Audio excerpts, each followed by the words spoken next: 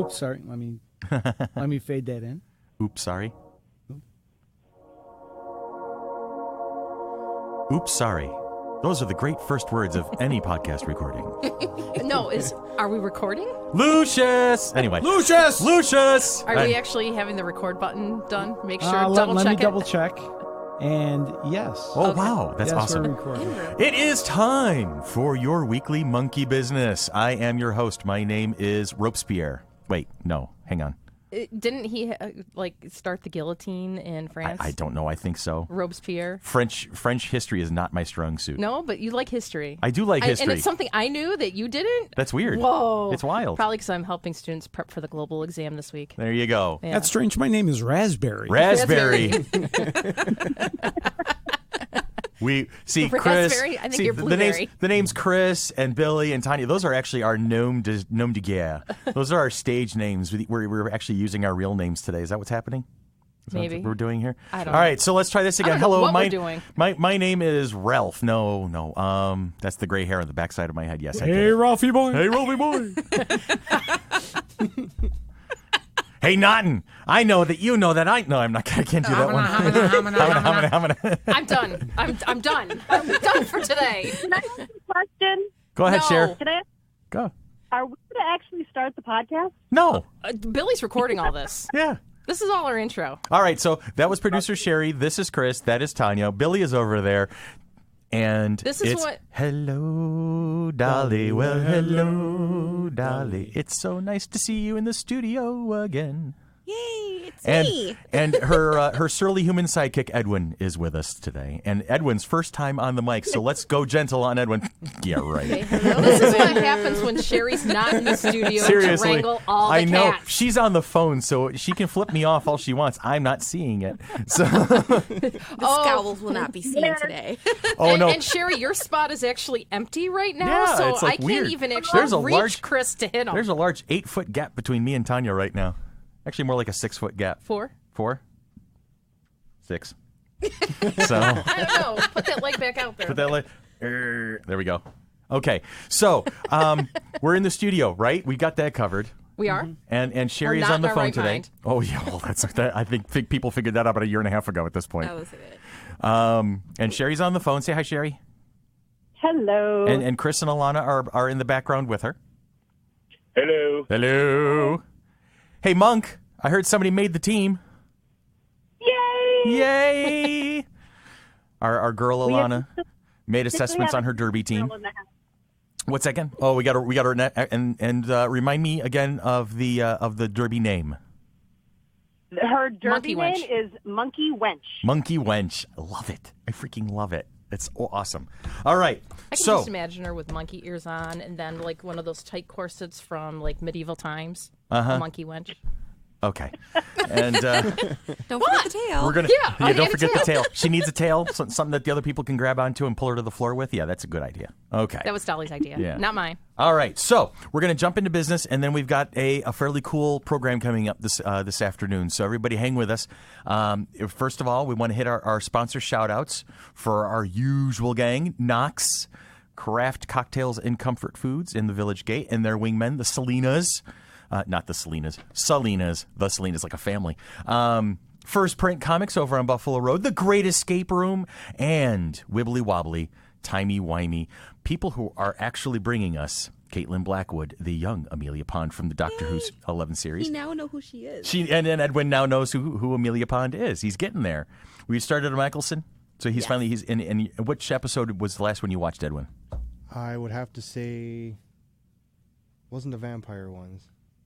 Because we're in the 11th Doctor now. Oh, you're into the 11th? Yeah. Yeah, we're in the 11th Doctor now. Vampires in Venice. There's a belter. I love that one. We're up to Picasso. Oh, Oh, that's my favorite That episode. is a good one. Vincent and the Doctor is a phenomenal episode. Absolutely tear-jerking. Yeah, Van Gogh. Emotional episode. Awesome stuff. I was about to say, wasn't it Van Gogh? Yep. Yeah.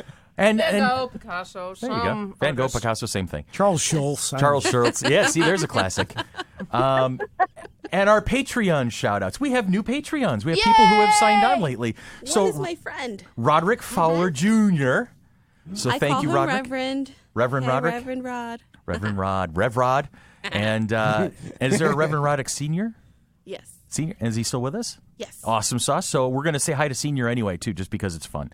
And Jennifer Green. Hi, Jennifer Green. And welcome aboard to our new patrons. We appreciate you guys signing on. Apple Podcast 5-star reviews. An easy way to support the show is to give us a 5-star review on iTunes Apple Podcast. 5-star reviews make it easier for others to find us and expand our listener base.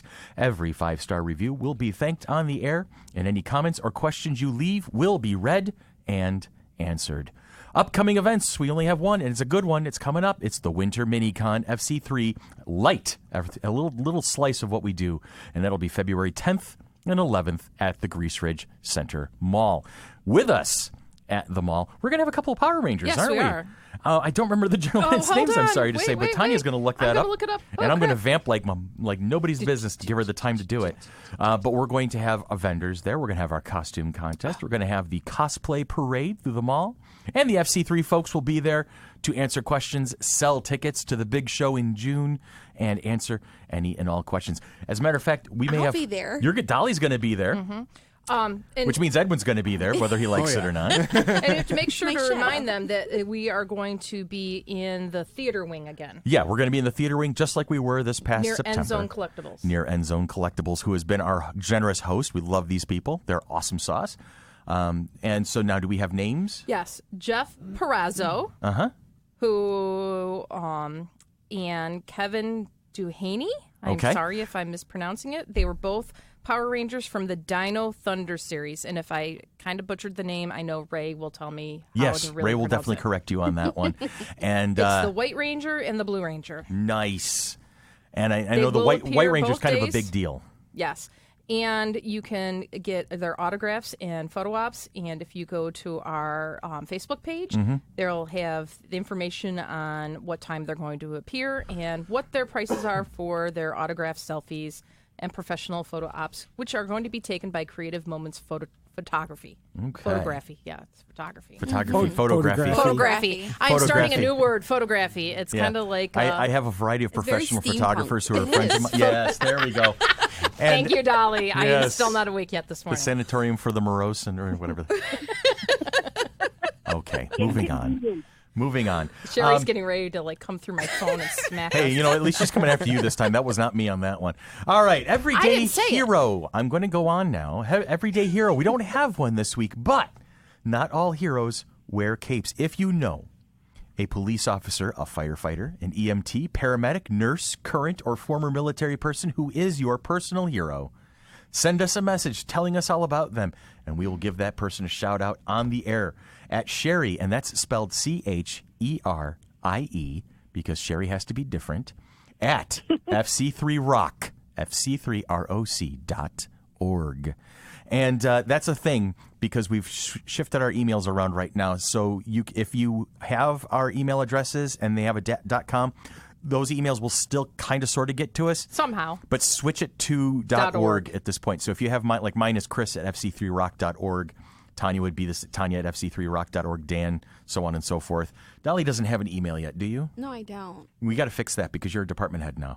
Yeah. So, Edwin, you're still screwed. You're out of the loop there.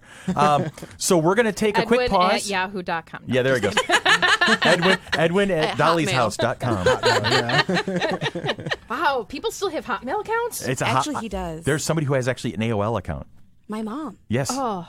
All right, so we're going to take a quick break. We're going to take a quick pause here. And when we come back, we have Sherry introduce us for us, please. We have Kristen Gudsnuk, the author and illustrator of the comic book Henchgirl. Nice. So we're going to take a quick pause, and then we're going to get Kristen on the phone, and we're going to have ourselves an interview. So hang with us, and we'll be right back. And we are back in the studio, and this is the voice I plan on using for the rest of the day. Oh, No, that it's won't not. be irritating at all. That's not. That won't be You're irritating not at all. Charming. You're not running this afternoon, then I guess not. I think Chris is walking home. Yeah, there you go. And I He brought his drove. own I car. have my own car. I'm still managing to walk home. All right. So Tony has joined us back in the studios. Everybody say hi to Tony. We haven't seen him in a little while. Hi, Tony. He is. Hi, guys. Our RIT has let him survive long enough to come out and visit with us for a little bit. I get to come out of my dungeon and after working on homework. Yeah, there you go. You're what? You're sophomore? Yeah, sophomore. Technically, I have enough credit hours to be considered a third year, but this is my second year at RIT. You're not an overachiever in any way, shape, or form, are you? Not at all. Not at all. Yeah, okay. All right. So now we're going to get to business because we have something going on much more interesting than Tony, Us. I'm sorry to say. But than us. on the phone with us now is Kristen Gudsnuk. And she is a comic writer, an artist best known for the brilliant Henchgirl, which she took from an online comic all the way to a Dark Horse graphic novel. Ooh. That's amazing. That's insane. She is a dog lover who lives in New York City and is an aficionado and enthusiast of comics, anime, TV, movies, books, music, language, and pit bulls. So, without further Is there ado, anything she doesn't like? I'm telling you, well, probably us after this interview, I'd say. How could she not like us after this interview? If Chris uses that voice. Well, Okay. what, this voice right here? All right. Kristen, welcome aboard, and thank you for joining us today. Thank you for having I was me. going to say, did we scare her off? I think for a second there, I had that fear. So, Henchgirl, tell us a little bit more about her, because I will be honest, I'm not as familiar with her as I'd like to be.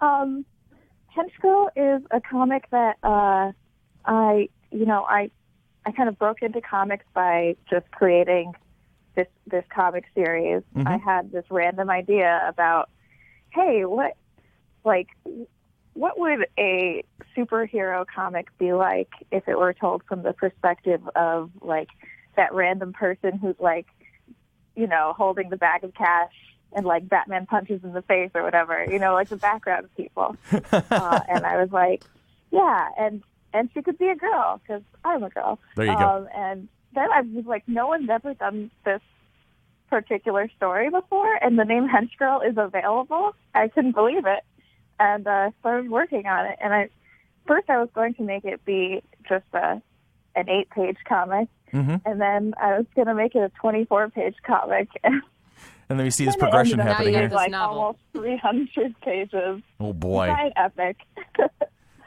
Yeah, but I started out publishing it online as a webcomic. And yeah, like you said, I just kind of kept trying to strive upwards with it as I kept going with it. Now, is this your first work in drawing comics, or did you have some other experience before that? Well, so I'm like totally self-taught as an artist. Mm-hmm. So I had done webcomics when I was a teenager. I did a comic series called Misfit Assassins about a bunch of misfit assassins who are like, oh, we're so angsty because we're assassins, and they're like all teenagers. It was pretty bad. And it was like really, really influenced by my love of Naruto at the time. Mm-hmm. So everyone had a really tragic backstory Okay. because that's what they did in Naruto. But so I did that, and then I kind of took a break for a long time. And then when I was in college, I wrote a short story, and I was like, oh, I kind of want to make this into a comic. And so I made some like 30-page comic in college. And then I took a bunch of years off where I didn't think I wanted to do comics. And then I just kind of like that siren song hit me again, and I started working on Henchgirl. But it was my first professional work because I was just making comics for the fun of it. Mm-hmm. I hadn't been trying to be a professional comic book artist, although that was always like a dream of mine. I hadn't set that as a goal at that point when I was working on Henchgirl. And so then it just kind of snowballed, though. How did that progression happen? I mean, you were doing the webcomic, and when did you kind of get that inkling that there was something else going on in the background that you did not anticipate? I think I started posting it online pretty soon after I started doing it, because I remembered when I did Misfit Assassins that it kept me going like really regularly. I never wanted to disappoint my like 2 fans, so it would keep me really motivated. Okay. So I started doing it as a webcomic, and I just felt like it was getting momentum online, and that gave me some confidence in it. So I started really trying to focus on making the comic as good as I could, including redrawing the first 90 pages. Oh, wow. Okay. Which was really, like I said, the self-taught thing. I was really bad when I started drawing it. But so it was just based off of people seeming to be interested intrinsically in, I think it's because the title, Henchgirl. People are like, oh, I know what that's about. Yeah, it catches your attention right off the bat. Yeah. Yeah. So I would do comic conventions and try to network there and stuff. And eventually I met a small publisher called Scout Comics, and they were interested in putting out the single issues of Henchgirl. So they did it in single issues as I was still finishing it up online. And then for the trade, I met someone from Dark Horse, and I was like, I really think this would be a great trade for you guys. And it kind of just all worked out randomly that they were interested in it. And so. And the rest is history. Yeah. That's awesome. That is fantastic, though. That's a great story. And now with Dark Horse, the graphic novel, is it furthering the story, or is it a collection of what you've done so far with her? It's the collection. Okay. I wanted to end it at, I left it sort of open-ended so I could pick it up again someday. But I always like the idea of a story ending before you've run out of ideas completely. Yeah. No, I've heard that. Yeah, I'm a writer myself, so I understand that need there. Yeah.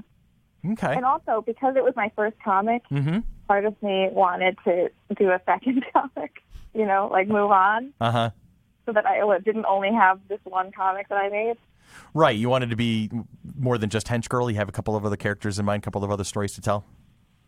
Yeah, or it might be just that I had been working on it for so many years that I wanted to do a new story. Cool. I don't know.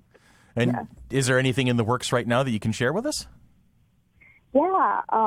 Actually, this summer I have my next graphic novel coming out, which I also wrote and drew. And it's coming out from Graphic Scholastic.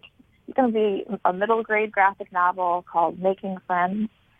And it's about a girl who has no friends at school, so she inherits a magical sketchbook, and she makes the perfect friend to be her wingman at school.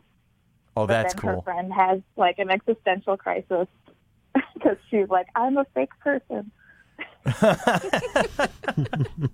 I can see that. I'm looking forward to seeing that one. That's definitely a really good take on that. That's funny. Now, a search on Amazon shows me that you've also done work on Strawberry Shortcake. So how do you go from your own independent characters to sort of a well-known legacy character? Who said, who'd be perfect for Strawberry Shortcake? Kristen Gudsnuk. Yeah, the managing editor at IDW reached out to me, and he said he thought I'd be good for backup stories for Strawberry Shortcake, and I thought it would be a really fun opportunity to try writing not my own stuff, because I hadn't done that before. I was never one of those people who wrote fan fiction, so it was really fun because I got to research, and also it sort of lifted some of the burden of having to come up with everything from scratch. I got to kind of piggyback off of other people's. What comics did you read growing up? What turned you into a comic book fan? Oh, you beat me to the punch on that one, Billy. Okay, sorry, Chris. I know. Come on, shame on Would you like me to erase it? Yeah, if you can, we can backtrack. No, Sure. go Wait, really? No. Kristen, I'm sorry. Let me warn you. Don't be the first person in the world to take us seriously. Yeah. No, go ahead. We want to hear what your influences were. Yeah. When I was little, in the 90s, it was really, really hard to come by manga. You could just go to this one store at the mall, and they would have 2 graphic novels. But they had Ranma 1/2 and Inuyasha and stuff. And I would read all the manga by Rumiko Takahashi, and I was really, really obsessed with her, and I still am.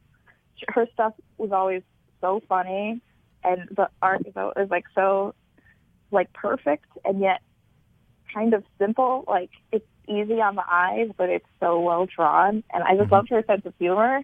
I would have like 4 books of hers, and I would just read them over and over again until the point where I have them like memorized. It was really lame, but so for me, I was a big manga fan growing up, and I didn't start reading comics that were made by Americans or Europeans until I was like in my early 20s, I'd say. Mm-hmm.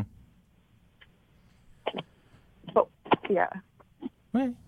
But once I did, I got really into like Scott Pilgrim.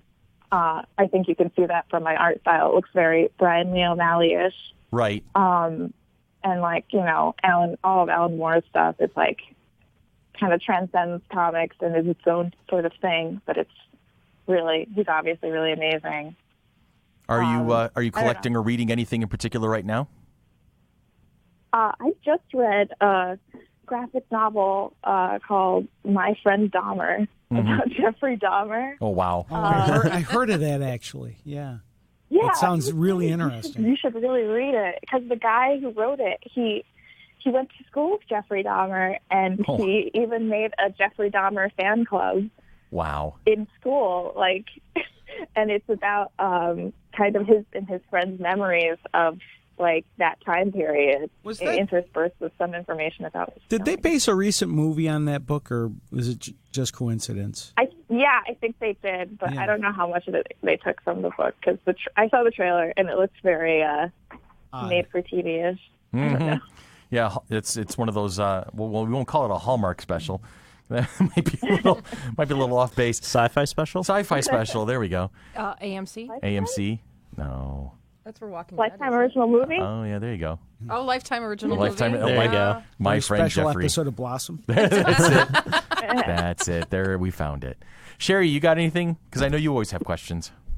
Oh, I'm always full of questions. But first, I just want to say, Kristen, all of your comments about your early manga reading. I've got a young lady at the end of over here who is just vibrating with excitement because she agrees with you 100%.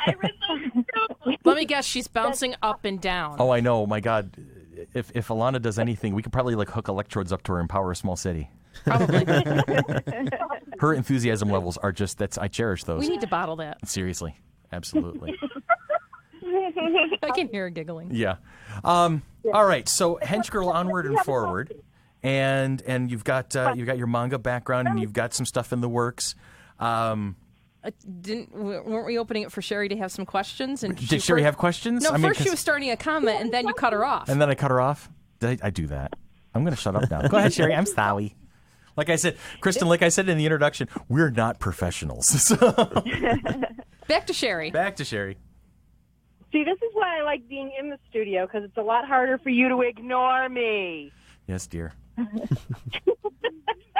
Okay, Kristen, I did have a question for you, and I just the one, because I'm really interested in this. I mean, most comic books that we read they're about heroes. You get the occasional anti-hero, but what I really like about Mariposa is there's something. There's not something. She's very gray. She doesn't have clear motivations for things, and she just kind of like seems to fall into things. And I was just wondering, what about that concept interested you enough to do this amazing comic about her? Oh, thank you. I think I've always just been really interested in like the sort of bad people having good in them, good people having bad in them, everyone kind of having like a choice between like morality and like immorality. I don't know. It's just something that always occupies my mind, probably because I like was raised in like a Catholic household, so there's a lot of like that Catholic guilt about being a bad person going around. I've noticed that Catholicism has been really good at being an inspiration for manga and darker comic books and things like that. Yeah, I knew exactly something about where you're being coming told from. that you're terrible and going definitely, to hell definitely. really does that for you. Uh-huh. But yeah, I don't know. I think my favorite things that I've read in the past have been things that make me like question what I consider to be a good person or like an okay person. Like, you know, the point at which you stop being on someone's side. I find that really interesting, like Breaking Bad and stuff.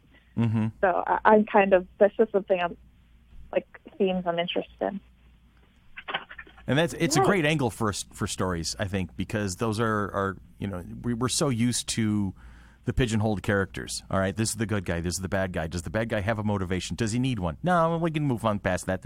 But no, it gives you a chance to kind of look into, you know, the way people think sometimes. Hanging out in the gray area. Yeah, hang out in the gray area, and you know, sometimes the bad guys aren't always bad, and sometimes the good guys aren't always good. So it's always a great way to look at it. Sherry, what else you got? That's all I have. Okay. I'm just looking at my peanut gallery here. Denise. No, I've just been enjoying listening. So, all right. I have a question for you. Go ahead, Tanya, and then I've got a couple. Which comic book characters right now would you take and kind of change their story or adapt a little bit to kind of fit what your vision of people are? Was that an interview question, or are you trying to psychoanalyze the poor girl? No, it's just not psychoanalyzed, but you know, like she's doing like that coming of age gray type thing. So like, if she was going to take any of the characters and kind of put them in the same thing as Henchgirl, which ones would she do and change? Kristen, a little warning: Tanya is actually a school teacher, so you know you got to expect this sort of like she's going to make you go in directions you weren't anticipating. Yeah, you too. No, I like the question. Do you mean like, how would I change an established popular culture character in order to fit my own? Yeah, because like I mean, the TV show Gotham is coming up with the whole story of Batman and Bruce Wayne and things like that. Yeah, like their own version, like Flashpoint, and how like the different Barry Allens that are out there. That like we have the one thought, and then someone else changes it and does it something completely different. You're like, wait, no, it's not. Yeah, so, you know, you're going to have the fanboys are going to be like, oh, he would never do that. But you know, we want to take a stretch the story. Like in regards to Flash, there's like 15 million different Earths. So you should have seen the Facebook outrage when they didn't immediately give Mon-El a red and blue costume on Supergirl. Oh, dear Lord. You would have thought the president had been shot. Yeah. So yeah, I'm curious about that. Okay, well, I think generally the stuff that I like usually subverts some sort of a stereotype.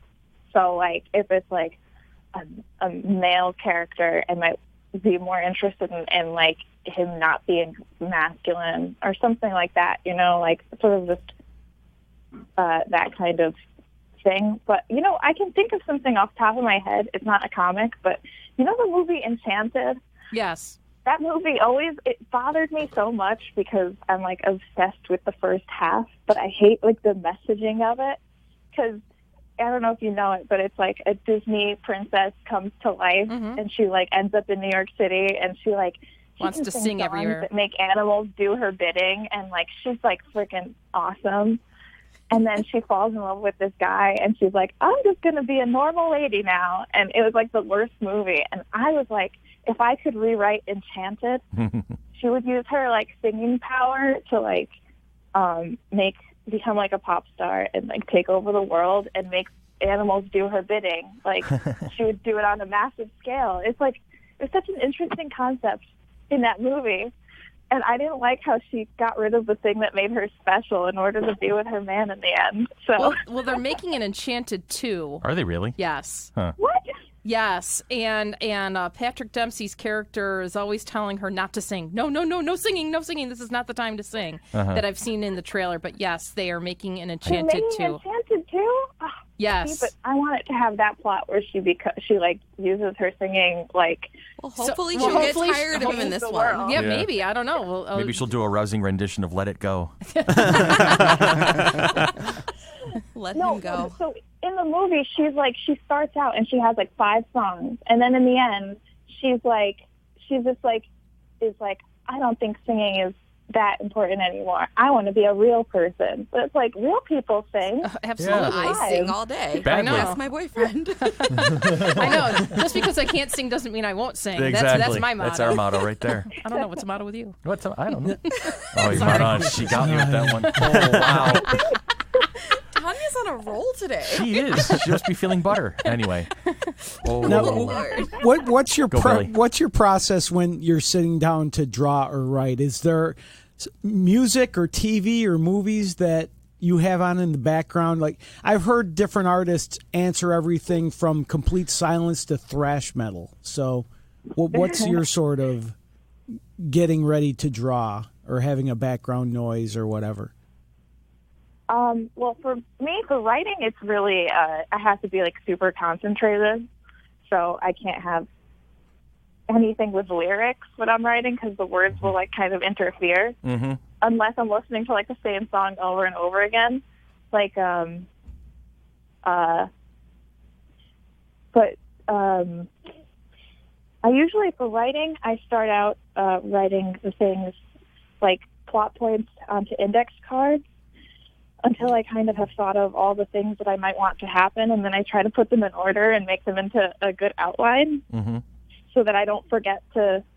That way I don't go on tangents when I go to write it, because once I finish a scene, I'm like, okay, what's the next index card? Otherwise, I'll just kind of do some sort of like, I don't know. It's hard to edit myself down sometimes. Sounds like our podcast. Exactly. I think you would fit in very well with this team. We're just going to bring her right into our tribe. Yeah, seriously. That's it. You're part of the family now. But for drawing and stuff, I don't really like having the TV on for any of it because I find it distracting. Mm-hmm. And also my work setup is in such a way that it hurts my neck to look at the TV from where I sit when I draw. But I always have these like playlists that I make for like drawing and stuff, where I have special music that goes with a certain scene, and I'll just like listen to the same song over and over again because it gets me into like the headspace of that scene, that moment. Like if I have like so like if I'm doing something that like I don't know, is like magical feeling, I'll like listen to a magical sounding song, or if it's a sad scene, I'll listen to a sad song. I know exactly what you're like talking about. Helps. Yeah. It just like gets me in the zone like really easily to do that. And also it's a good excuse to like listen to my favorite songs on repeat. Yeah, I have two kids, and whenever I'm writing what they know, because they'll come upstairs to where I'm working and they'll hear the playlist, and my son will be like, "Oh, never mind," and he starts walking away. I've got one. Go ahead, Tony. So there's a lot of like YouTube animators and people who do comics on YouTube. Have you ever thought about doing stuff like that, or what is your opinion on people who do stuff like that? I don't really know a lot about it, but mainly I don't. Like I said, I'm self-taught, so a lot of like the technical things I just don't know how to do. For instance, animation. I don't know how to. So yeah, it's a lot more challenging, I would assume. I think it's challenging, and it takes way more time. Versus comics, you just draw the thing once, and everyone kind of gets what you mean, and then they go on to the next picture. And there's nothing lost in translation there, really. So, but I think that sounds cool, and seems like a good way to promote yourself. But I would have to figure it out myself. I try to focus on making sure that I spend most of my time creating rather than doing social media. I don't know what the right thing to do is, but I think my deadlines always feel more urgent than like, oh, let's Instagram something. Well, it's working for you so far. Yeah. Let me ask you this: Have you, as you've started this career and you've got Henchgirl working and you've been doing the online webcomic, you've been working towards Dark Horse, all the stuff, and getting everything all moving in that. Have you found a lot of barriers in your way? Have you found obstacles that you've just been like, oh wow, I really, there's a lot to this to make this happen? I always break things down into really small tasks. Mm-hmm. So I try not to, weirdly, I try not to think about the big picture Mm-hmm. when I'm like, because I think the biggest barrier is just the amount of work it takes to make a comic, you Mm-hmm. know? It's just a huge amount of work. Beyond that, all you can do is hope that people like it, because that's the big part that you have control over is Mm-hmm. the actual making of the comic, because you can't control how people, well, I guess you can control how people react by making it really good. But I don't know. It's like that's the main thing to focus on. And I think that if people break it down into steps that are so small that they feel like they've accomplished something, even if it's just a drop in the bucket in the big picture, Mm-hmm. I think that's the main thing to, I don't know. I haven't really had, I can't think of any huge roadblocks I've had other than like my computer crashed. Like That would be a kind of big thing. roadblock right Yeah. there. That has Oh made my me God, cry that on several actually happened occasions. to me once, where my computer, the charging part, this is probably very boring for people to hear, but the charging part wouldn't work, and I had to send it back, and then they lost it in the mail. Oh, no. Oh, They lost your Yeah. computer. And they sent me a brand new one, but I lost a bunch of files, Oh, and it wow. was terrible. Oh, that's heartbreaking. And that wasn't even the first time that happened. It was like the third time that the charging jack broke, because something about this particular company's Cintiq tablet Mm-hmm. was like, it just like had some sort of a factory problem. Huh. But yeah, it was terrible. And So- I lost like I couldn't do any of my digital work for like a month and a half. Mhm. So that was a huge obstacle. Yikes. But I just tried to, I was just like, okay, you have to focus on the things you can do and just do all of those and just get behind on the digital part and to focus on the traditional art part. Now, I have one more question for you, and I think Tanya's got something. Tanya, go ahead. You go ahead. Stop putting me on the spot. Thanks, No. Sherry. Go ahead, Tanya. Tanya, we're all looking at you, Tanya. Now all eyes are on Tanya. Stop it. Podcast audience, look at Tanya. Everyone stare. She's tilting her head. Like I mentioned, Kristen, we're not professionals. Mighty Monkey Productions is filmed in front of a live studio ostrich. I hate being put on the spot. You know that. I hate it. Yes, which is why I keep doing it so that you get used to You're a it. jerk. Yes, I am. No, Sherry had mentioned that you've done a couple of Comic-Con shows, and that's where Sherry was able to meet you. What is your travel schedule like? Do you go to many cons or not? It kind of depends. The first year I did comics, I did like every show I could find in my area. But then I kind of, once I was kind of getting more accustomed to the way the industry works and stuff, I kind of figured out which shows I liked, which ones like fit my vibe more and my budget. So for traveling and stuff, I usually just go to C2E2 and Emerald City Comic Con, mainly because those are both really big shows, and I have people in the area who I can stay with. Mm-hmm. But then anything on the East Coast, I usually at least try. I like doing conventions. Like I said, that's how I made any and every like networking connection that I did. Was the first time was at New York Comic Con my first year. This was actually really crazy. I was still working at my old day job. I got a table based off of my boyfriend finding someone on Facebook who said, I need someone to share a table with me at New York Comic Con last minute. And he like forwarded it to me, and I was like, oh, me. And that's how I got in, because it's really hard to get into New York Comic Con, especially in my case. I didn't have anything published at that point. And then when I was there that first year, I got a book deal with Little Brown to illustrate this middle grade series called VIP, and that was enough to make me able to quit my old day job. So it was very much like a cause and effect thing from the networking. Well, that's cool. Now, I didn't know if you knew, but we are the purveyors of the Flower City Comic-Con in Rochester, New York. Yes. And we were wondering if you would be willing to travel up to hopefully sunny Rochester in June. Well, it's going to be in June, so anything is likely. It could snow. Who knows? Well, it's construction season. It's New York State. It's New York State. Remember, Anything's we have possible. winter or construction, so it would be construction season. But sometimes they happen at the same time. Yes.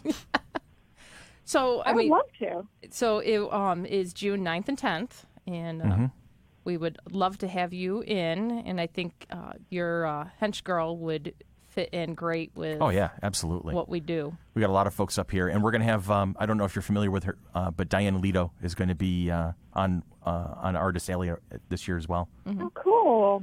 So wow. But we can have that conversation off the air. But we're when you doing get a chance. our formal invite. Yeah, absolutely. We'd love to have you on board. I'll be there. I Good live deal. in New York after all. It's not that inconvenient. There you go. New York See? is gigantic, but whatever.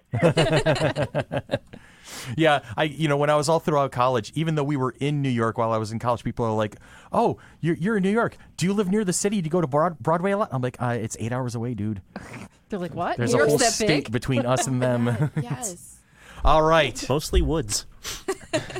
I got one more question for you, and then I'm going to let you off the hook at this point, Kristen. And that is my curiosity is this. Is there a dream project, something that you've just been wanting to do or would you love to be a part of, and you just haven't had that opportunity yet? Well, Tavi, you just asked her Flower City Comic-Con. Well, there's that. Yeah, that was it. That was it right there.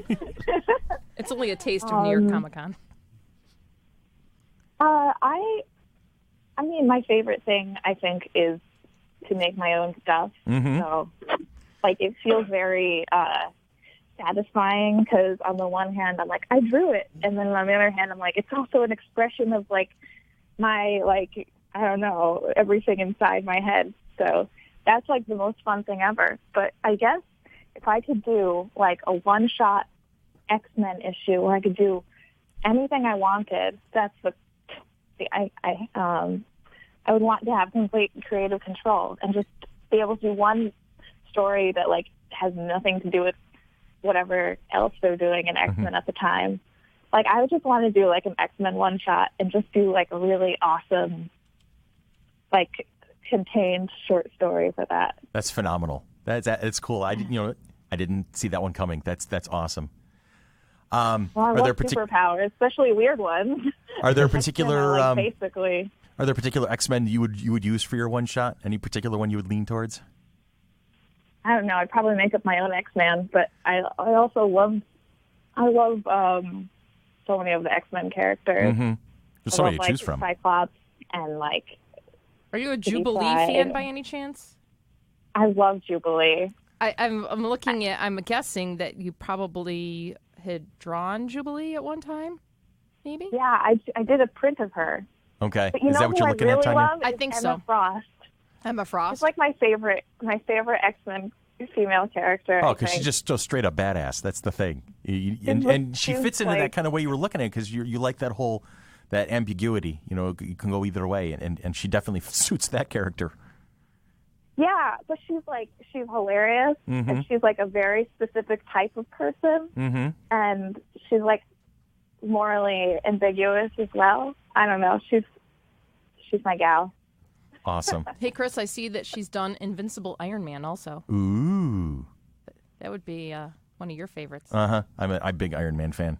Iron Man and Spider-Man, my two guys. But okay, we can babble about that for hours, and we will do that at the convention. But Kristen, we're going to wrap up at this point. I wanted to say thank you. Thank you so much for spending some time with us today and sharing Henchgirl with us. Is there an easy way to find it, like a website or a particular place to go to?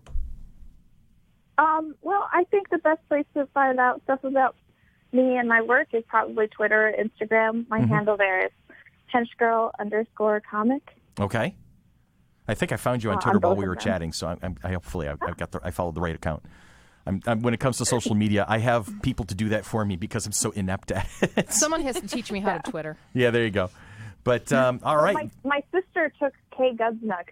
My sister took Kay Gudsnuk because she's Catherine and I'm Kristen. And so people are always tagging her and stuff. And I'm like, that's not her Twitter handle already.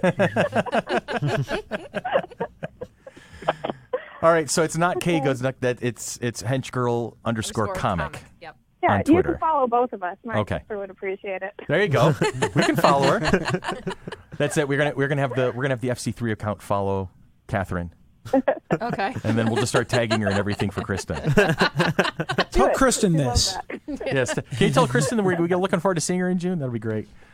All right. So for Edwin and for Dolly and for Tony and for Sherry and Tanya and Billy and myself, I am Chris. This has been Kristen, and we appreciate your time with us today. This has been Monkey Business, and we are the Mighty Monkey Corporation, purveyors and producers of the Flower City Comic-Con. Coming at you June 9th and 10th of 2018 at the Floriano Rochester Riverside Convention Center. Love us on Facebook, www.facebook.com/FC3ROC. It's like you have it committed to memory. Oh, it's like have said it like 55 He needs to be times. committed. I need to be committed. That's the thing. Definitely need to be committed.